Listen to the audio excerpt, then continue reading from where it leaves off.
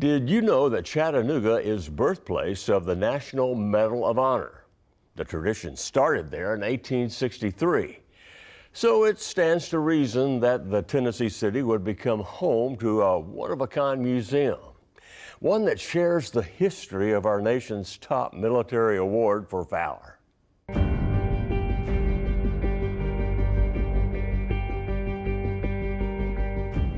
America has heroes. They don't wear capes and tights. They wear a medal with a blue ribbon.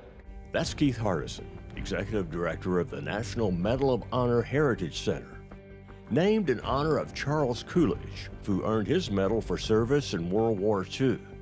The Heritage Center is an immersive experience where you practically walk in the boots of heroes as their stories come to life. The story of the medal itself goes back to 1862 as a way to honor exceptional Union soldiers. And quite frankly, when it was created, the Union side of things wasn't going particularly well. So this became also a morale booster. The main exhibit hall tells stories of heroes like Andrew's Raiders, a group of 24 volunteers who hijacked a Confederate locomotive, then headed toward Chattanooga, destroying rails along the way. For their bravery, 19 Raiders received the country's first Medals of Honor. The only woman to receive the medal was Dr. Mary Walker. She was dispatched to Chattanooga to establish a field hospital where she would oversee the care of sick and wounded soldiers. Mary Walker's was rescinded, not technically because she was a woman, but because she was a civilian contractor to the Army as opposed to being in the military. They notified her that this was being stricken from the record and she should send the medal back. She made some comment about her cold dead hands. And indeed, when her body was placed in its coffin, the medal was on it. The exhibit figures here are remarkable pieces of work. This one represents George Jordan, a former slave from Williamson County who received the Medal of Honor for action during the Indian Wars. Literally, we had things made throughout the United States by people who had various specialties to make sure that these could be the most authentic possible. In other words, Alvin York looks like Alvin York. Charles Coolidge looks like Charles Coolidge, not a department store type mannequin. Now, this exhibit honors World War I veteran Joseph Atkinson, a Tennessee native who charged a German machine gun nest, capturing weapons and 3 German soldiers. No veteran of the Great War was more acclaimed than Sergeant Alvin York. He received the Medal of Honor for an attack on another German machine gun nest, gathering 35 machine guns, killing at least 25 enemy soldiers, and capturing 132. The World War II section features a parachuting Paul Huff. Huff was the first paratrooper in history to win the Medal of Honor.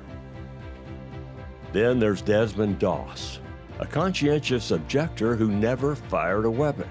What he did do was rescue 75 soldiers, one by one, down the treacherous cliffs of Hacksaw Ridge in Okinawa.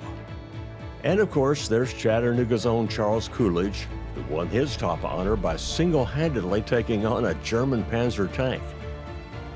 We get to teach, but we also get to listen and learn. I had a gentleman come in.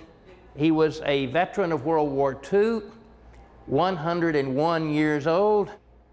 We introduced ourselves, and I said, "Thank you for saving the world." And he looked at me and he said, "I didn't do anything except my job."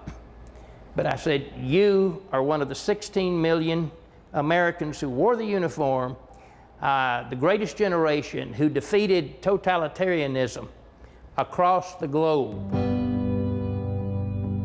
The Korea and Vietnam exhibits show how war was increasingly brought into American living rooms by way of television news coverage.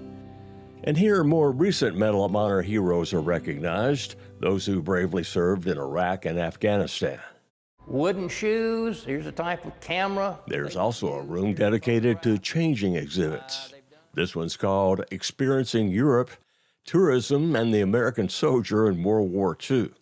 It's designed to show you what it was like to be an American soldier then, on and off the battlefield. It's full of souvenirs and artifacts and, well, even a set of K-rations.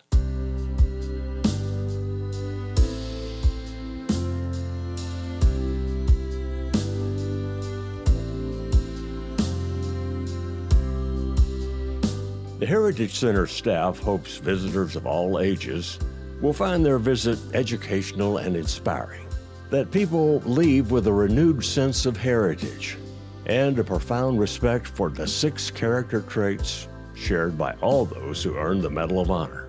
If they did this, how can I be a more patriotic citizen? Courage is courage, whether it's on the battlefield, a playground, or in a boardroom.